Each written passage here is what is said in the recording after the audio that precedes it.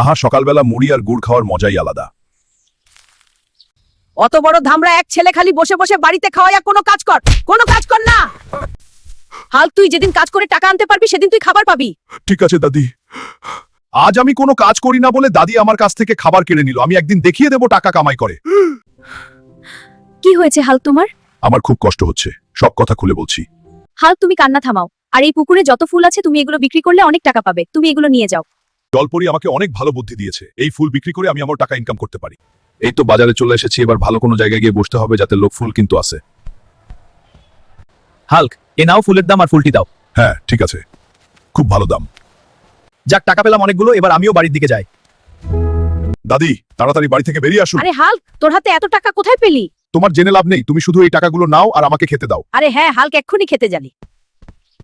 এই নে হাল্ক, তোর জন্য আজকে মুরগি দিয়ে রান্না করেছি, তাড়াতাড়ি খেয়ে নে। আচ্ছা দাদি, ঠিক আছে।